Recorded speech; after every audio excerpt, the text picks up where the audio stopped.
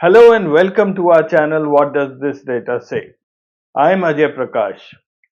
Today I am going to talk about the wasteful and defunct projects of Gujarat.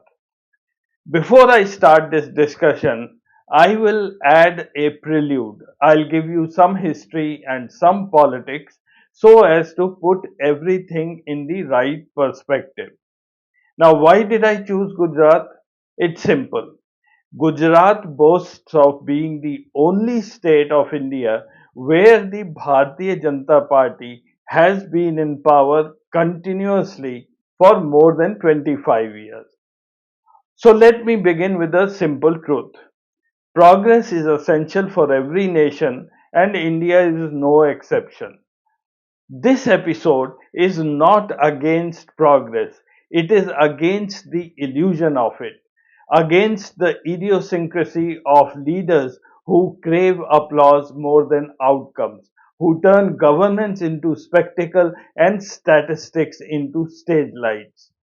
Today we turn to Gujarat, the land of Mahatma Gandhi and Sardar Patel, and ask a hard question.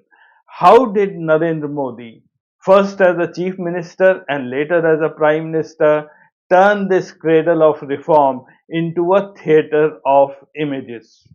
Before the statues and smart cities, before the bullet trains and slogans, there was fire. In February 2002, Gujarat burned. More than 1,000 people were killed in communal violence that scarred India's conscience. Then Chief Minister at that time was Narendra Modi. The Prime Minister was Atal Bihari Vajpayee. Disturbed by the scale of violence, Vajpayee called Modi to Delhi. In that meeting, he reminded him of a ruler's highest duty, Raj Dharma, the obligation to treat all citizens equally. It was a gentle rebuke, but a historic one. Within the BJP, there were voices asking for Modi's removal. Vajpayee reportedly wanted him out, but another power center intervened. LK Advani, then the party's patriarch, persuaded the cabinet to let Gujarat government stay. Politics trumped over principle. The riots ended, but the narrative shifted. Gujarat's tragedy was soon replaced by a market campaign, the Gujarat model. The focus moved from accountability to advertising, from justice to investment summits. 20 years later, the ghosts of 2002 returned, this time through the story of Bilkis Bano, a survivor whose family was killed during the riots. In 2022, 11 men convicted of rape and murder were released under a Gujarat government's remission order. They walked free, welcomed with garlands and sweets by political supporters. The images shocked India. By 2024, the Supreme Court, led by Justice B.V. Nagratna, struck down the remission, calling it invalid in law. The convicts were ordered back to prison. Justice Nagratna reminded the country that no government can rewrite justice to suit convenience. She is widely expected to become the Chief Justice of India someday, the symbol of what accountability should look like in a democracy that too often forgets.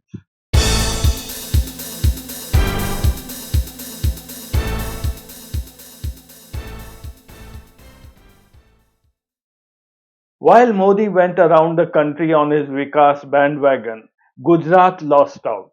It is best to look at per capita GDP figures rather than the aggregates. The per capita cannot hide the averages.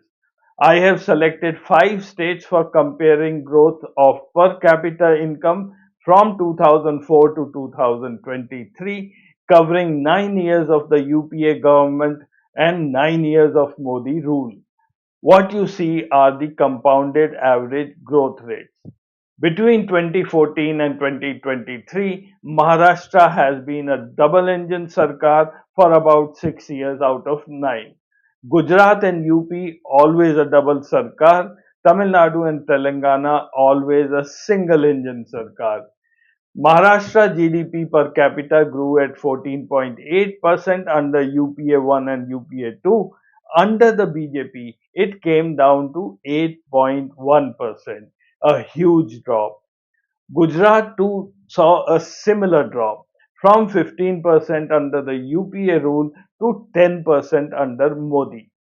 Strange that Modi, who went on transferring projects from Maharashtra, failed in getting Gujarat up to speed. Tamil Nadu faced headwinds from BJP in the center, saw a dip in GDP per capita growth too from 16.3% down to 10%.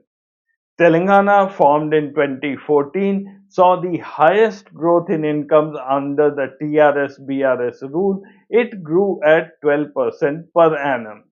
And last, Uttar Pradesh, the only state which seems to have benefited from the double engine sarkar. The growth under UPA was 6.4%, which went upwards to 10.2% under Akhilesh, Yogi, and the Modi sarkar. Focus today is on Gujarat. The state grew at the expense of neighboring Maharashtra. Yet double engine sarkar in Gujarat was unable to do a Telangana, that is expand services instead of manufacturing. While Gujarat was being sold as a model of efficiency, another story was taking shape: the alliance of politics and capital. Industrialist Gautam Adani rose from the same soil, and his trajectory mirrored that of Modi's Gujarat. Ports, power, SEZs, and logistics all expanded rapidly under the state patronage. By the time Modi moved to Delhi in 2014, Adani's jets carried him and Adani's empire followed him. Since then, the Adani Group has grown into one of India's largest corporate networks in airports, energy, cement, and defense. The friendship between Modi and Adani became the axis of both political narrative and market confidence. Critics argue it benefits each other, not necessarily India. In recent years, plane loads of Gujarati migrants have been deported from the United States.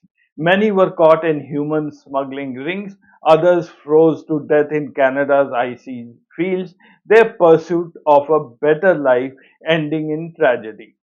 This is the unspoken side of Gujarat's story, a land hailed as prosperous yet desperate enough to flee. The question is simple: if Gujarat truly prospers, why do Gujaratis run away?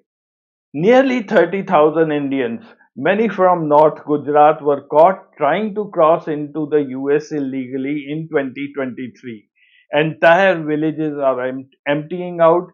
Between 2014 and 2022, over 22,000 Gujaratis have renounced their Indian citizenship. That's not success, that's escape. So, under this backdrop, Gujarat was led by BJP for the last 25 years. Let's talk about a few projects now. Behind the slogans of growth lie white elephants, monuments of mismanagement. I start with Dholera Smart City, a 3,000 crore project which is still barren. The Dholera Smart City project, launched by Narendra Modi in 2009 during his tenure as Gujarat Chief Minister, was envisioned as India's first and largest greenfield smart city, spread across 920 square kilometers between Ahmedabad and Bhavnagar. It was meant to be the flagship of Delhi Mumbai Industrial Corridor, a futuristic urban hub equipped with world class infrastructure, high speed connectivity, and manufacturing zones to rival global smart cities. The idea was to decongest Ahmedabad and create a new economic magnet for investment and innovation. However, more than 15 years later, Dholera remains largely a barren expanse. with most of the city still uninhabited and only basic infrastructure, roads, power, and drainage partially completed. Bureaucratic hurdles, lack of investor confidence, shifting policy priorities, and poor demand all have contributed to repeated delays. Officials claim now suggests partial operational readiness by 2030, but even that is optimistic. They concede that Dholera's original vision has shrunk dramatically from a living, breathing metropolis to an underpopulated industrial estate awaiting purpose.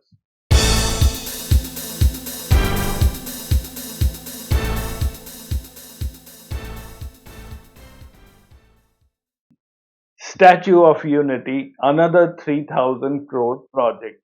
The Statue of Unity, inaugurated in 2018 and touted as the world's tallest statue at 182 meters, was built at an estimated cost of 3,000 crores. Marketed as a global tourist attraction meant to boost local economies around Kevadia, it has instead struggled to generate sustainable revenue. Visitor numbers peaked briefly after inauguration but declined sharply once the novelty wore off, leaving much of the surrounding infrastructure underutilized.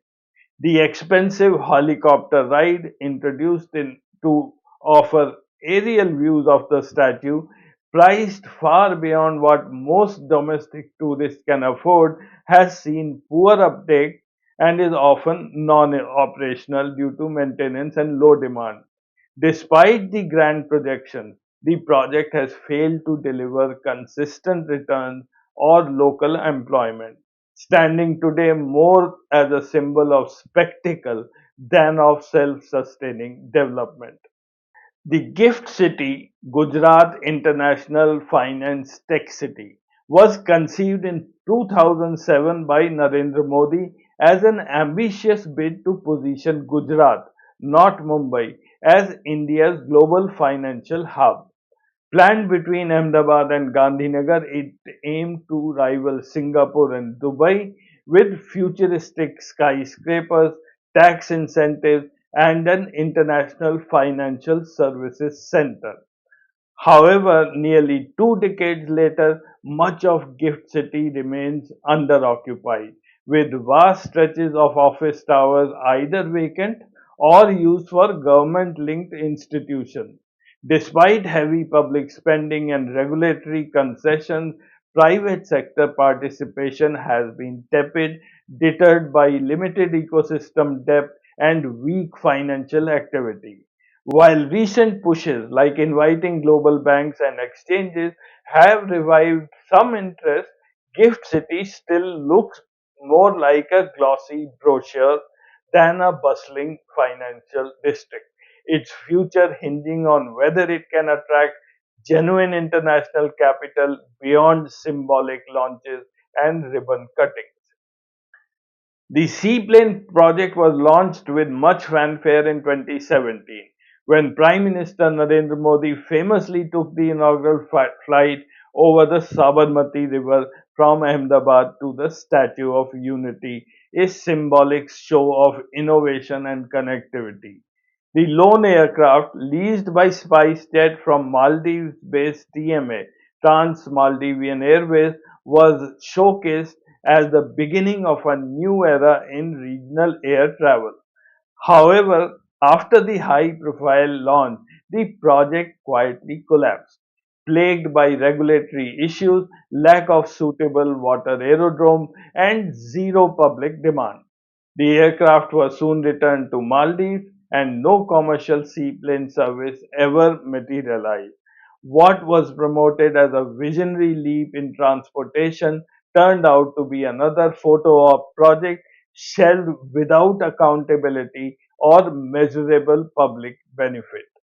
The Gujarat State Petroleum Gas Exploration Project, launched in early 2000s under Narendra Modi's chief ministership, was billed as a massive breakthrough. a potential game changer in India's energy independence. GSPC claimed to have discovered 20 trillion cubic feet of natural gas in the Krishna Godavari basin, projecting profits and self reliance. However, the exploration turned into one of Gujarat's biggest public sector disasters. Technical failures, exaggerated claims, and poor management led to massive cost overrun, forcing the state to borrow heavily. By 2017, GSPC had accumulated losses exceeding 19,000 crores, and its assets were eventually transferred to ONGC in what was widely seen as a bailout. The gas dream ended up as a fiscal black hole, burdening Gujarat's taxpayers with billions of rupees while delivering no tangible energy gains. The motto was announce big, spend big, deliver little. This motto too went with Narendra Modi from Ahmedabad in 2014. Gujarat's public debt rose from 45,000 crore in 2001 to more than 3.4 lakh crores today. Schools and hospitals lag behind, malnutrition and literacy gaps persist, the cost of optics is paid by the people. The Gujarat model became the national template. Bullet trains without tracks, smart cities without cities, PR over planning. What began as an experiment in Gujarat became India's default political style. From riots to ribbon cuttings, from injustice to investment summit, Gujarat's story is not one of transformation but of rebranding. The Gujarat model sold India an illusion. That image is equal to progress. That construction equals growth. That silence equals stability. But the deported Gujaratis, the displaced villagers, the vanished accountability, they tell another story. So before we export this model again, let us audit it. Audit the numbers, the debt, the silence. Because behind the golden brochures lies a state still bleeding from 2002, rebuilt in glass but cracked at its foundation. Thank you for watching. I am Ajay Prakash.